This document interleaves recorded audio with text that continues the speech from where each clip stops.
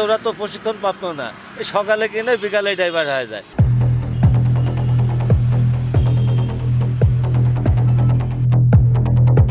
পুলিশের সামনেই মহাসড়কে অবাধে চলছে নিষিদ্ধ যানবাহন। পাবনার ঈশ্বরদী উপজেলার লালন শাহ সেতু এলাকার চিত্র এটি। পাকশী হাইওয়ে থানা এলাকার ৩৫ কিলোমিটার মহাসড়ক জুড়েই এমন দৃশ্য চোখে পড়বে। এসব যানবাহন বন্ধে হাইকোর্টের নিষেধাজ্ঞা থাকলেও নেওয়া হয় না কার্যকর কোনো পদক্ষেপ। আমরা যখন যে কোনো হাই রোডে চলি তখন ধরেন আমরা হরেন দিলে তারা হরেন শুনে না, তারপরে রাস্তা থেকে এরা উঠে ডাইন বামে কোনো দিকে খেয়াল করে না, ডাইরেক্ট আমাদের সামনে মাথা বেড়ে দেয়। এটাতে আমাদের অতিরিক্ত সমস্যা হয়। গাড়ি চালাই আমরা, এই 3 চাক্কার জন্য আমাদের খুব সমস্যা হয়। এই 3 চাক্কা যদি না চলে তাহলে ভালো। আমাদের হরেন দিলে হরেন বোঝে না, কোনো ইন্ডিকেটার বোঝে না, কোনো লাইট বোঝে না, কোনো সিগন্যাল বোঝে না। ওরা দুর্ঘটনা ঘটার আশঙ্কা থাকে, ঠিক আছে, যে কোনো মুহূর্তে ওরা তো প্রশিক্ষণ প্রাপ্ত না, এই সকালে কিনে বিকালে ড্রাইভার হয়ে যায়। হুট করে দেখা যাচ্ছে কি যে গাড়িটা রাস্তার মাঝে তুলে ফেলে। অভিযোগ রয়েছে, এসব অবৈধ যানবাহন চালকদের কাছ থেকে নিয়মিত মাসোয়ারা নেয় পাকশী হাইওয়ে থানা পুলিশ।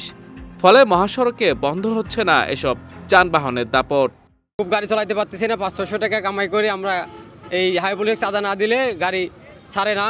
এতে আমাদের মামলা দেয়, 5-6 হাজার টাকা করে মামলা দিচ্ছে, আমরা গাড়ি চালাতে পারতেছি না রোডে। গাড়ি চালাতে পারি না, কারণ হাইওয়ে পুলিশ আমাদের কাছে মান্থলির একটা হিসাব চাচ্ছে।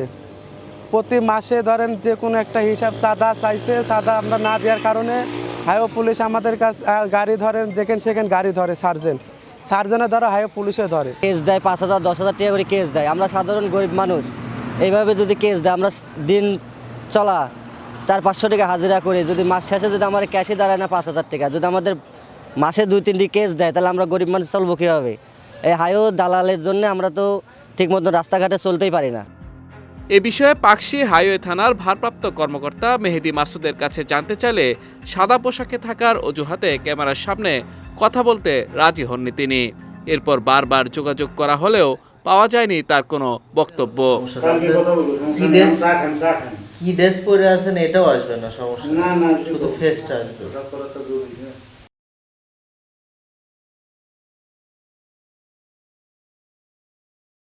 মহাসড়কে এসব নিষিদ্ধ যানবাহনের দৌরাত্ম্য বন্ধে আরও কঠোর পদক্ষেপ নেওয়ার পাশাপাশি কতিপয় অসাধু পুলিশ সদস্য ও দালাল চক্রের বিরুদ্ধেও আইনগত ব্যবস্থা নেওয়ার দাবি সচেতন মহলের।